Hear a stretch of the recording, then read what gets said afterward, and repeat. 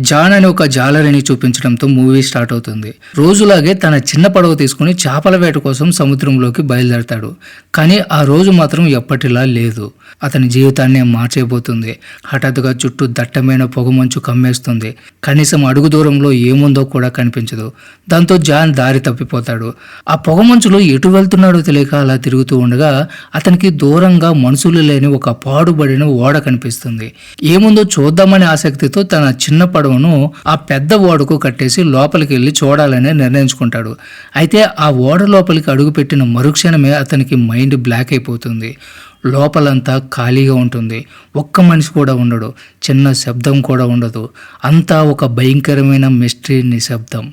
John ఆ mystery షిప్లోకి వెళ్ళినప్పుడు అంతా చాలా సాధారణంగా అనిపిస్తుంది. డైనింగ్ టేబుల్ మీద ఆహారం తాజాగా ఉంటుంది. బట్టలు నీట్గా మడతపెట్టి ఉంటాయి. ప్రతి చోట మనుషులు ఇక్కడే ఉన్నారనడానికి గుర్తులు కనిపిస్తూ ఉంటాయి. కానీ విచిత్రం ఏమిటంటే అక్కడ ఒక్క మనిషి కూడా ఉండడు. సరే అని చెప్పి ఆ ఓడను స్టార్ట్ చేద్దామని ప్రయత్నం చేస్తాడు.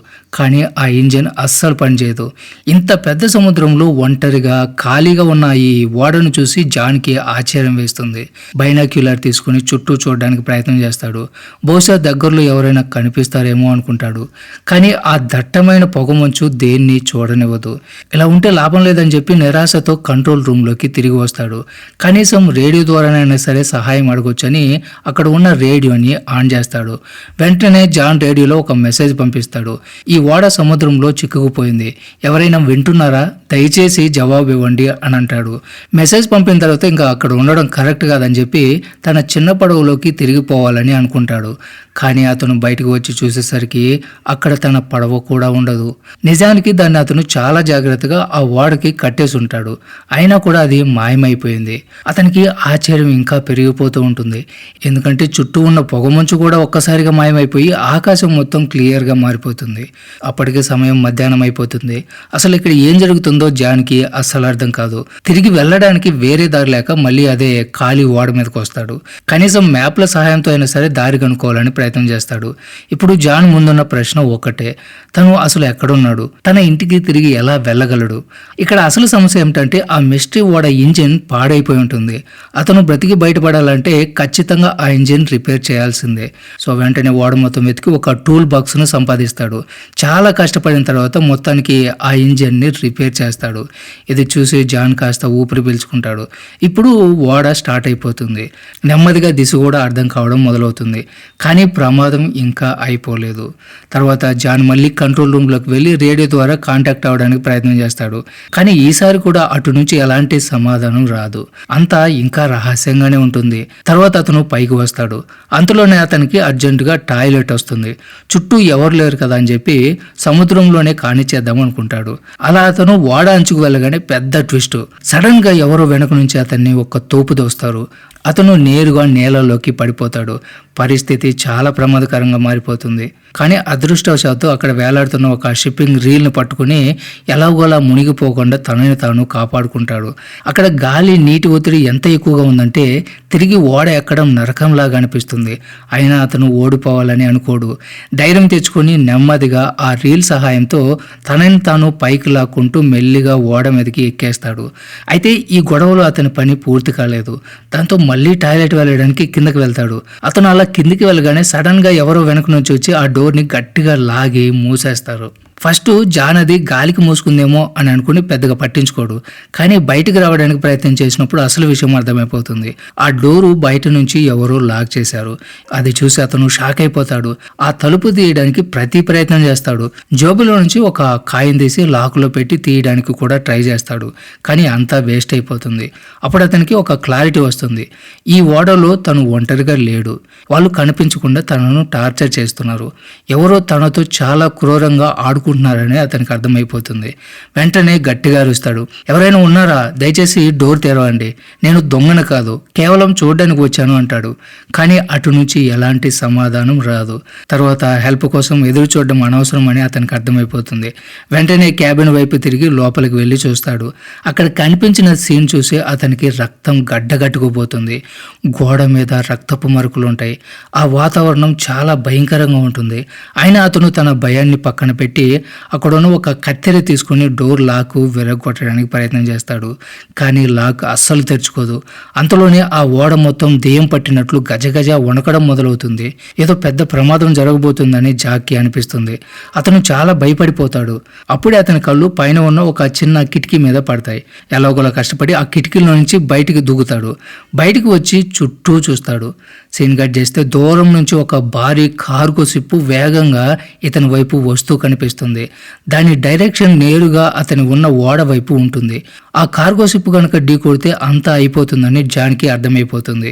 ఇప్పుడు ఎలాగైనా తన ప్రాణాలు కాపాడుకోవాలి. సో సిగ్నల్ ఇవ్వాలని అనుకుంటాడు. కానీ అతని దగ్గర ఏమీ ఉండదు. వెంటనే తన షర్టు విప్పి దాన్ని గట్టిగా గాల్లో ఊపడం మొదలు పెడతాడు. ఆ కార్గో షిప్ వాళ్ళు ఎవరైనా చూస్తారేమో అనుకుంటాడు. కానీ ఎంత ప్రయత్నం చేసినా కూడా ఎవరు అతన్ని గమనించరు. తర్వాత జాన్ ఎలాగైనా తన ప్రాణాలు కాపాడుకోవాలనుకుంటాడు. అతని ఓడ అలాగే ముందుకు వెళ్తూ ఉంటే ఆ కార్గో షిప్ ని ఢీకొని అంతా నాశనం అవ్వడం మాత్రం ఖాయం. అప్పుడే అతని కళ్ళు కిటికీ దగ్గర వేలాడుతున్న ఒక లావుపాటి తాడు మీద పడతాయి. వెంటనే అతనికి ఒక ఐడియా వస్తుంది. ఆ తాడును వాడితే బహుశా ఓడని ఆపొచ్చేమో అనుకుంటాడు. వెంటనే ఆ తాడును తీసుకొని ఓడ వేగాన్ని ఆపడానికి దాన్ని బయటికి విసిరేస్తాడు. కానీ పరిస్థితి ఇంకా దారుణంగా తయారవుతుంది. ఆ తాడు కాస్త ఓడ ఇంజిన్ ఫ్యాన్లో ఇరుక్కుపోతుంది. ఒక్కసారిగా ఆ తాడు వెనక్కి దూసుకొచ్చి బాత్రూంలో ఉన్న అతని మెడకు చుట్టుకుంటుంది. దాంతో అతనికి ఊపిరాడు. చనిపోయే అంచుకు వెళ్ళిపోతాడు. అయినా సరే ధైర్యం తెచ్చుకుంటాడు. ఒక టూల్తో ఆ తాడును కట్ చేసి తనని తాను కాపాడుకుంటాడు. అతని మెడ మొత్తం ఎర్రగా కందిపోతుంది. చచ్చిపోవలసిన వాడు కానీ చివరి నిమిషంలో బ్రతికి బయటపడతాడు. తాడు ఇంజిన్లో ఇరుక్కుపోవడంతో ఓడ స్పీడ్ తగ్గుతుంది. కానీ అది సరిపోదు. ఆ భారీ కార్గో షిప్ వచ్చి ఇతని ఓడను గట్టిగా ఢీకొంటుంది. ఆ దెబ్బకు ఓడ మొత్తం కుదిపేస్తుంది. జాన్ ఎగిరి నేల మీద పడి స్పృహ తప్పిపోతాడు. అతని తలకు బలమైన గాయమవుతుంది. కొద్దిసేపు తర్వాత అతనికి స్పృహ వస్తుంది. కళ్ళు తెరిచి చూసేసరికి ఆ బాత్రూమ్ మొత్తం నీటితో నిండిపోయి ఉంటుంది. కానీ అందరినీ ఆశ్చర్యపరిచే విషయం ఏమిటంటే ఆ సముద్రం ఉప్పు నీళ్లు కాదు, స్వచ్ఛమైన మంచి నీళ్లు. ఎవరో కావాలని అతన్ని భయపెట్టడానికి అలా చేస్తున్నట్లు అనిపిస్తుంది. అతను మరోసారి పూర్తిగా కుంగిపోయి వేడుకుంటాడు. నువ్వు ఎవరైనా సరే దయచేసి నన్ను వెళ్ళనివ్వు అంటాడు. కానీ అయినా కూడా ఎలాంటి సమాధానం రాదు. అప్పటికే అతను ఆకలితో, దాహంతో, నీరసంతో ఉండిపోతాడు. ఎలాగోలా ఆ బాత్రూంలోని షవర్ నుంచి కొంచెం నీళ్లు తాగుతాడు. కానీ కాసేపటికే ఆ నీళ్లు కూడా అయిపోతాయి. తర్వాత సింక్ నుంచి నీళ్లు తాగడం మొదలు పెట్టగానే షాక్ అవుతాడు. ఇప్పుడు ఆ నీళ్లు ఉప్పగా మారిపోయి ఉంటాయి. ఓడకు ఎక్కడో చిల్లుపడి సముద్రపు నీళ్లు లోపలికి వస్తుందని అతనికి వెంటనే అర్థమైపోతుంది. ఈ ఓడ ఇంకెంతోసేపు ఉండదని అతనికి తెలుస్తుంది. కంగారుగా డోర్ తెరవడానికి ప్రయత్నం చేస్తాడు. కానీ ఎవరో దాన్ని బయట నుంచి లాక్ చేసినట్టుంటుంది. తర్వాత రాత్రి సమయం అవుతుంది. ఏదో ఒక అదృశ్య దుష్టశక్తి ఈ ఓడను తన కంట్రోల్లోకి ఉంచుకున్నట్లు అనిపిస్తుంది. నీటి మట్టం వేగంగా పెరుగుతూ ఉంటుంది. జాన్ అలసిపోయి నిద్రలోకి జారుకుంటాడు. తర్వాత ఆ రాత్రి సముద్రంలో భయంకరమైన తుఫాన్ వస్తుంది. దానికి ఓడ ముక్కలైపోతుంది. జాన్ కూడా తీవ్రంగా గాయపడతాడు. తర్వాత ఉదయం అతను కళ్ళు తెరిచేసరికి నీళ్లు అతని తల వరకు వచ్చేసి ఉంటాయి. కేవలం ముఖం మాత్రమే బయట ఉంటుంది. తన జీవితంలో మిగిలింది కొన్ని క్షణాలనే అతనికి అర్థమైపోతుంది. తర్వాత అంతలోనే సడన్ గా ఎక్కడి నుంచో క్లిక్ అని ఒక చిన్న శబ్దం వినిపిస్తుంది. ఏదో తెరుచుకున్నట్లుగా. జాన్ వెంటనే డోర్ హ్యాండిల్ ను తిప్పగానే ఆ తలుపు పెద్ద శబ్దంతో బార్లా తెరుచుకుంటుంది. నీటి ఒత్తిడి ఎంత ఎక్కువగా ఉందంటే ఆ డోరు విరిగి కింద పడిపోతుంది. అలా అతను బయటపడటంలో సక్సెస్ అయిపోతాడు. బయటకు వచ్చిన వెంటనే అతను నేరుగా ఓడ పైకప్పు మీదకి వెళ్ళిపోతాడు. ఎందుకంటే కింద ఆక్సిజన్ దాదాపు అయిపోవడంతో మంచి గాలి పీల్చుకోవాలని అనుకుంటాడు. ఇప్పుడు అతనికి ఒక విషయం అర్థమైపోతుంది. ఏదో ఒక అదృశ్య శక్తి తనను ఎలాగైనా సరే హింసించాలని చూస్తుంది అనుకుంటాడు. అతను శారీరకంగా, మానసికంగా పూర్తిగా కుంగిపోతాడు. కింద ఓడలో నీళ్లు ఇంకా నిండుతూనే ఉంటాయి. ఆ ఓడ ఏ క్షణంలోనైనా సరే మునిగిపోవచ్చని అతనికి అర్థమైపోతుంది. తర్వాత ఈ ఓడ మీద ఒక్క క్షణం కూడా ఉండకూడదని జాన్ నిర్ణయించుకుంటాడు. ఓడలోంచి ఎయిర్ బ్యాగ్స్ ను బయటికి తీస్తాడు. విరిగిపోయిన బాత్రూమ్ డోర్ ను ఉపయోగించి ఒక చిన్న తెప్పను తయారు చేసుకుంటాడు. ఆ తెప్ప సముద్రంలో నిలబడాలి కాబట్టి అన్నిటిని చాలా బలంగా కడతాడు. కానీ ఆ తెప్పను నడపాలంటే అతనికి మరికొన్ని ముఖ్యమైన వస్తువులు కావాలి. వెంటనే ఓడలో నుంచి ఆహారం, నీళ్లు, కొన్ని పనిముట్లు సేకరించి తనని తాను పూర్తిగా సిద్ధం చేసుకుంటాడు. తర్వాత వెనక్కి తిరిగి చూడకుండా ఆ ఓడ దిగిపోయి తన తెప్ప మీద కూర్చొని నెమ్మదిగా సముద్రంలో ముందుకు వెళ్ళడం మొదలు పెడతాడు. అతను తెప్ప మీద ఉన్నాడు. అతని ముందు అతను వదిలేసిన ఆ పెద్ద ఓడ అలాగే నిలబడి ఉంటుంది. చాలా గంటలు గడిచిపోతాయి. కానీ అతను ఎక్కువ దూరం వెళ్ళలేకపోతాడు. 5-10 నిమిషాల్లో మునిగిపోతుంది అనుకున్న ఆ ఓడ ఇంకా మునగదు, అది అలాగే ఉంటుంది. అప్పుడు అతనికి మరొక ఐడియా వస్తుంది. ఒకవేళ ఈ ఓడ ఇంకా మునగనప్పుడు దీని లీక్ని ఎందుకు రిపేర్ చేయకూడదు అనుకుంటాడు. అలా చేస్తే ఈ బలమైన ఓడను నేనే హాయిగా ప్రయాణం చేయొచ్చు కదా అని అనుకుంటాడు. ఈ ఆలోచన రాగానే అతను మళ్ళీ ఆ ఓడ దగ్గరికి వెళ్తాడు. ముందుగా అతను ఆ లీక్ను సరిచేస్తాడు. తర్వాత పైపులు, పనిముట్లతో ఒక పంపుని తయారు చేసి ఓడలో నిండిన నీటిని బయటికి తోయడం మొదలు పెడతాడు. అతను తయారు చేసిన పంపు సాయంతో ఓడలోని సముద్రపు నీరంతా నెమ్మదిగా బయటికి వెళ్ళిపోతుంది. లీక్ సరిచేసి నీళ్లు తీసేసిన తర్వాత ఓడలోని మిగతా సమస్యను కూడా సాల్వ్ చేస్తాడు. ప్రయాణంలో మళ్ళీ ఎలాంటి ఇబ్బంది రాకుండా బయట నుంచి కూడా రిపేర్ చేస్తాడు. తర్వాత పని పూర్తయిన తర్వాత మళ్ళీ రేడియో ద్వారా సహాయం అడగడానికి ప్రయత్నం చేస్తాడు. కానీ ఈసారి కూడా ఎలాంటి సమాధానం రాదు. నిరాశగా వెనక్కి వచ్చి మ్యాప్ తీసి మరోసారి దానిని అర్థం చేసుకోవడానికి ప్రయత్నం చేస్తాడు.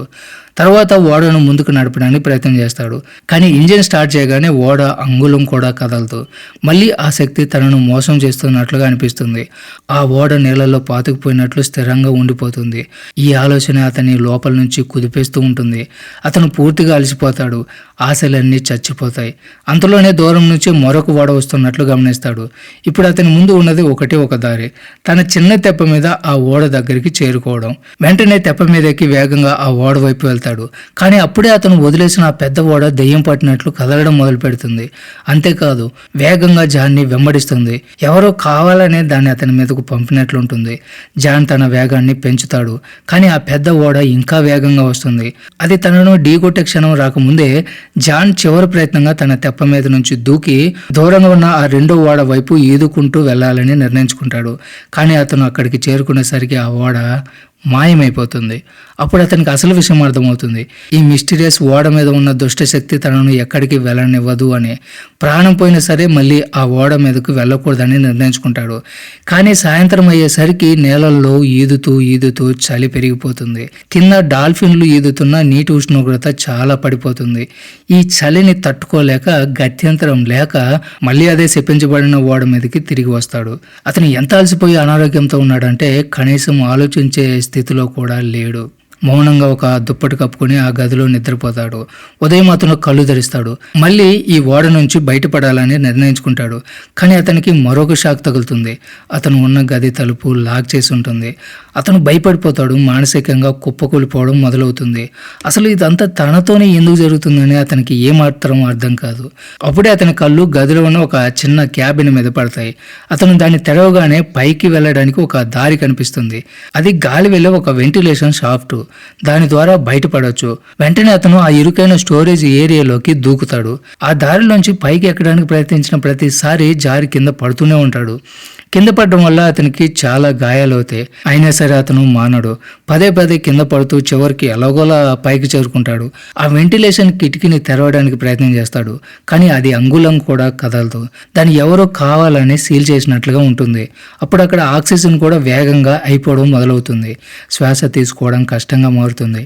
కింద డోర్ కూడా లాక్ చేసి ఉంటుంది. అతను మళ్ళీ గదిలో కూడా వెళ్ళలేడు. అదే తన చివరి సమయం అని అతనికి అనిపిస్తుంది. కానీ అప్పుడే అతను మళ్ళీ అదే మిస్టీరియస్ క్లిక్ అనే శబ్దాన్ని వింటాడు.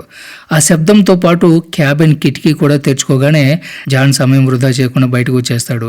బయట ఉన్న స్వచ్ఛమైన గాలి అతనికి కొంచెం ఉపశమనం ఇస్తుంది. బయటికి వచ్చి చూస్తాడు.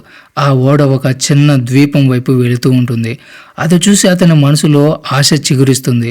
బహుశా ఇప్పుడు ఈ భయంకరమైన ఓడ నుంచి తనకి శాశ్వతంగా విముక్తి లభిస్తుందని అనుకుంటాడు. ఓడ ఒడ్డుకు చేరగానే అతను వెంటనే కిందకి దిగుతాడు. ఈ ద్వీపంలోనే ఎవరో ఉండి ఇదంతా చేస్తున్నారని అతను నమ్ముతాడు. కోపంతో ఒక కర్ర తీసుకుని ఆ ద్వీపం మొత్తం వెతకడం మొదలు పెడతాడు. కానీ కాసేపటికే షాక్ అయిపోతాడు. ఆ ద్వీపం మొత్తం మీద ఒక్క మనిషి జాడ కూడా ఉండదు. ఇప్పుడు జాన్ మళ్ళీ కోపం, భయంతో నిండిపోతాడు. అతను ఆ ద్వీపం నుంచి బయటికి తిరిగి చూడగానే అతని కళ్ళ ముందు ఒక కొత్త దృశ్యం కనిపిస్తుంది. అతన్ని అక్కడికి తీసుకొచ్చిన ఆ మిస్టీరియస్ ఓడ ఇప్పుడు ప్రశాంతమైన సముద్రంలో ముందుకు వెళ్తూ ఉంటుంది. ఎవరో కొత్త బాధితుడి కోసం వెతుకుతున్నట్టుగా. ఈ సీన్ చూసిన తర్వాత జాన్కి పూర్తిగా అర్థమైపోతుంది తెలిసిపోతుంది. ఈ ఓడ, ఈ ద్వీపం ఏదో ఒక దుష్ట శక్తి ఆధీనంలో ఉంది అని. ఎలాగైనా ఇక్కడ నుంచి బయటపడాలని అతను నిర్ణయించుకుంటాడు. అతని జీవితం ఇంకా మిగిలి ఉంటుంది. వెతుకుతూ ఆ ద్వీపంలోకెల్లా ఎత్తైన ప్రదేశానికి చేరుకుంటాడు. అక్కడ నుంచి దూరంగా మరో ద్వీపం కనిపిస్తుంది. కానీ అది ఎంత దూరంగా ఉందంటే అక్కడ ఏం జరుగుతుందో అతను చూడలేకపోతాడు.